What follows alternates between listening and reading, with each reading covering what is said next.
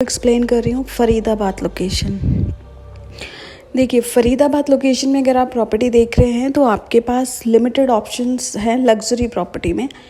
Location को अभी government ने डिक्लेयर किया है सोशियो इकोनॉमिक ग्रोथ एपिसेंटर। क्यों किया है सर? गुड़गांव भी प्रॉपर्टी है, नोएडा भी है, कमर्शियल एमएनसीज हैं, लेकिन state government and central government ने इस लोकेशन को क्यों डिक्लेयर किया? तो देखिए फरीदाबाद में अगर मैं कमर्शियल की बात करूं तो या तो बदरपुर बॉर्डर के आसपास कमर्शियल है, सेकंड आपका कमर्शियल आता है एनआईटी के आसपास के एरिया में, वो भी सर फुल डेवलप्ड है, एक के ऊपर एक शॉप्स बनी हुई हैं, वहाँ पे बिल्कुल भी कंजेस्टेड मतलब बहुत कंजेस्टेड है, ऑलरेडी सारा डेवलप्ड एरिया है, वहाँ पे कोई स्पेस नहीं है कमर्शियल बनने की, ना कोई उम्मीद है।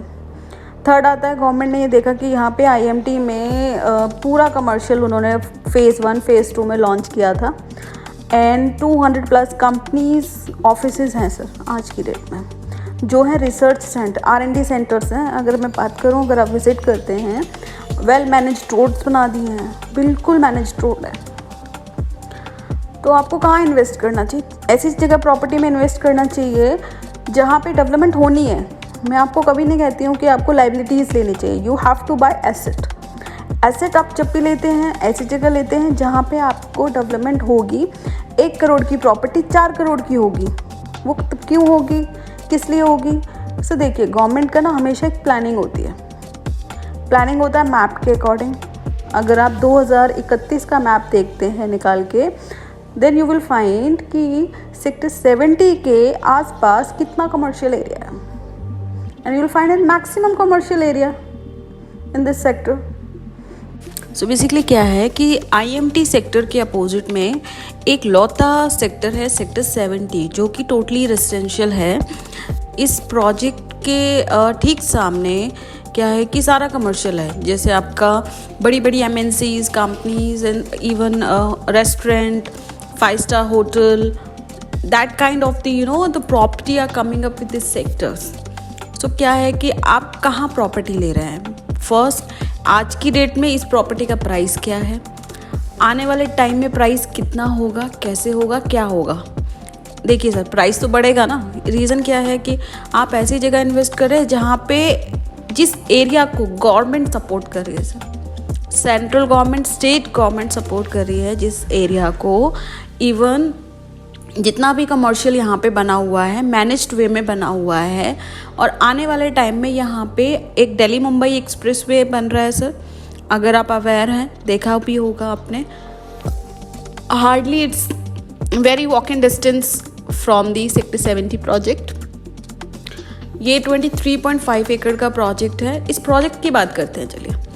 इस प्रोजेक्ट में क्या है कि 4700 पर स्क्वायर फीट का प्राइस आपको आज की डेट में मिल रहा है।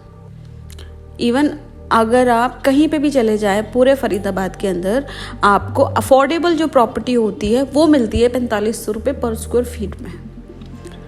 अगर मैं और भी अफोर्डेबल की बात करूँ सर, अगर आप ready to move in affordable में जाते हैं तो वहाँ पे आपको प्रीमियम देना पड़ता है। अगर आप प्रीमियम देते हैं तो ये प्रॉपर्टी पहुँच जाती है 5000 रुपये पर स्क्वायर फीट। आपको अफोर्डेबल से भी सस्ती प्रॉपर्टी क्यों मिल रही है सर?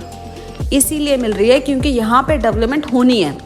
2 इयर्स के बाद ये सेम प्रॉपर्टी आपको 2 करोड़ से कम नहीं मिलेगी, जो आपको 4700 पर स्क्वायर फीट में आज की डेट में मिल रही है, और आपकी चॉइस से मिल रही है।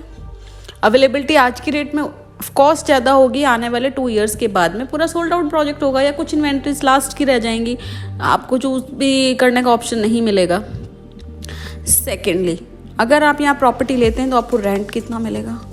तो जैसा मैंने आपको बताया कि जस्ट अपोजिट में कमर्शियल ऑलरेडी रनिंग है, 200 प्लस कंपनीज आज की डेट में स्टार्ट हो चुकी हैं, चल रही हैं, and they all are R&D centres, big brands के।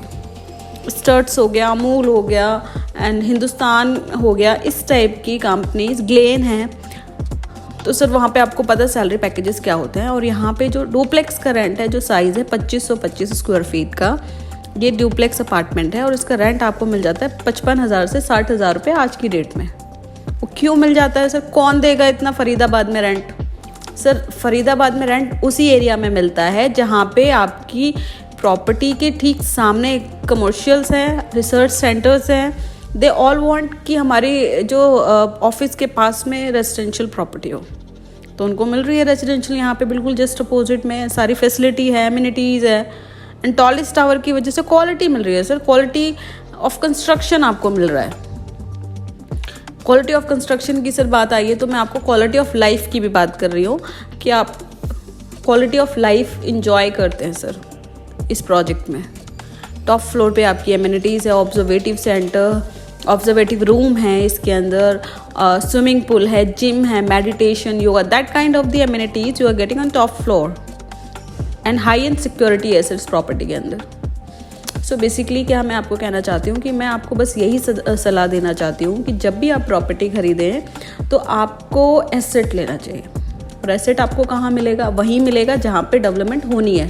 और डेवलपमेंट कहाँ पे कौन करेगा सर? डेवलपमेंट तो ऑफकोर्स सरकार करेगी। जितने भी रोड्स बननी है, इंफ्रास्ट्रक्चर डेवलपमेंट होना है, वो गवर्नमेंट करेगी सर। कोई बिल्डर तो नहीं कर पाएगा इतनी डेवलपमेंट। गवर्नमेंट कहाँ करेगी? गवर्नमेंट वहीं करेगी जहाँ पे उसकी प्लानिंग है, जो उसने मास्टर प्लान में डिसाइड किया है। अगर उसने 10 ईयर्स में डिसाइड किया है तो सर 10 ईयर्स के 12 ईयर्स लग सकते हैं, लेकिन डेवलपमेंट करेगी, डेवलपमेंट होनी है, इसीलिए वो नक्शा पास हुआ है। सो आज की डेट में अगर आप फरीदाबाद का 2031 का आप मैप निकालिए सर, सबसे पहले गूगल पे मैप निकालिए, आप स्टडी करिए कि कहाँ पे कमर्शियल आ रहा है और कहाँ पे आपको प्रॉपर्टी में इन्वेस्ट करना चाहिए।